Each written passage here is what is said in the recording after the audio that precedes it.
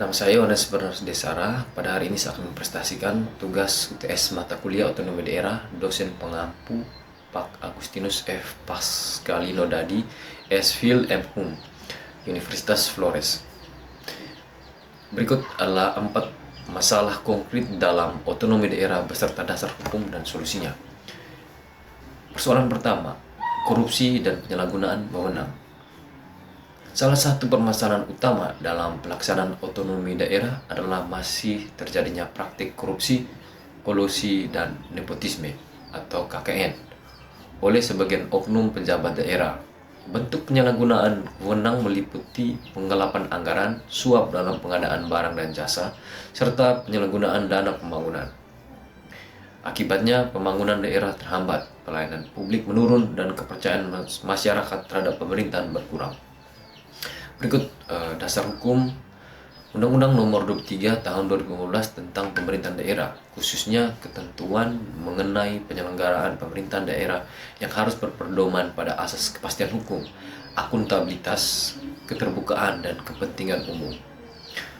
Yang kedua adalah Undang-Undang Nomor 31 1999 tentang Pemberantasan Tindak Pidana Korupsi, sebagaimana telah diubah dengan Undang-Undang Nomor 20 Tahun 2001 yang mengatur tindak pidana korupsi beserta saksinya.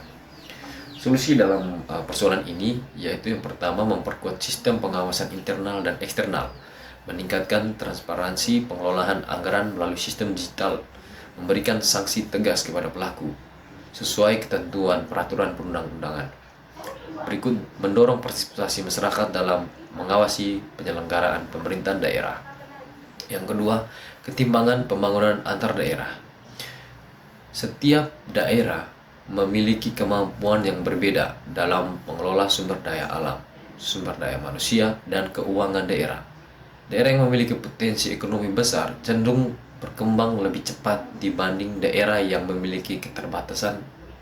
Akibatnya, muncul kesenjangan pembangunan di bidang infrastruktur, pendidikan, kesehatan, dan kesejahteraan masyarakat.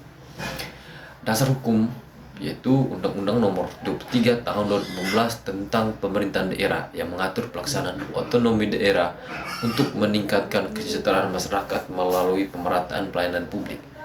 Undang-Undang Nomor 1 Tahun 2022 tentang hubungan keuangan antara pemerintah pusat dan pemerintahan daerah atau HKPD yang mengatur pembagian dan pemerataan keuangan antara pemerintah pusat dan daerah. Beberapa solusi yaitu meningkatkan pemerataan dana transfer ke daerah, memberikan pendampingan kepada daerah yang masih tertinggal, mendorong kerjasama antar daerah dalam pembangunan, mengembangkan potensi ekonomi lokal sesuai karakter masing-masing daerah. Yang ketiga adalah rendahnya kualitas sumber daya manusia aparatur daerah. Sebagai aparatur pemerintah masih memiliki keterbatasan dalam kemampuan manajemen, perencanaan, dan pelayanan publik.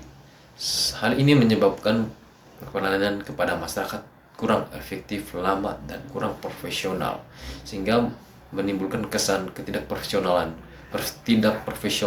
dan kesan ketidakpercayaan masyarakat kepada pemerintahan daerah maupun pusat.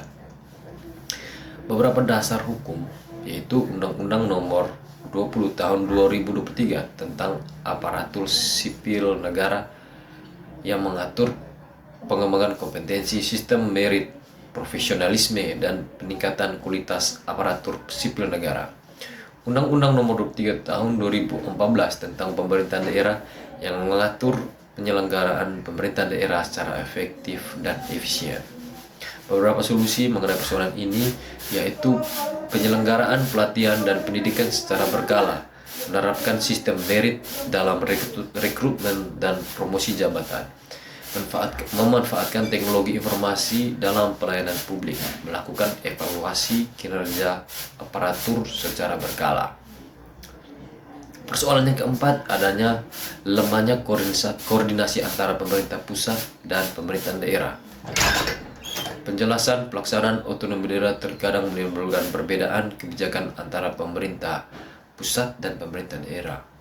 Kurangnya koordinasi dapat menyebabkan tumpang tindih peraturan, keterlambatan pelaksanaan program, serta konflik kewenangan. Solusi dalam persoalan ini yaitu memperjelas pembagian kewenangan antara pemerintah pusat dan daerah, meningkatkan koordinasi melalui forum komunikasi dan evaluasi rutin, menyelaraskan peraturan daerah dengan kebijakan nasional, manfaatkan sistem pemerintahan berbasis elektronik. Pelaksanaan otonomi daerah bertujuan meningkatkan kesejahteraan masyarakat melalui pemberian kewenangan kepada pemerintahan daerah untuk mengatur dan mengurus urusan pemerintah. Namun dalam praktiknya masih terdapat berbagai tantangan seperti korupsi, ketimpangan pembangunan, rendahnya kualitas aparatur, dan lemahnya koordinasi antara pemerintah pusat dan daerah. Berbagai permasalahan tersebut telah diatur dalam Undang-Undang Nomor 3 Tahun 2014 tentang Pemerintahan Daerah beserta peraturan terkait lainnya, sehingga penyelesaiannya perlu dilakukan melalui penguatan pengawasan, peningkatan kompetensi aparatur, pemerataan pembangunan, serta koordinasi yang lebih baik sesuai ketentuan peraturan perundang-undangan. Baik, terima kasih. Sekian dari saya. Mohon maaf apabila ada beberapa hal yang tidak berkenan dan tidak sesuai dengan tujuan dari tugas ini dibuat. Sekian dan terima kasih.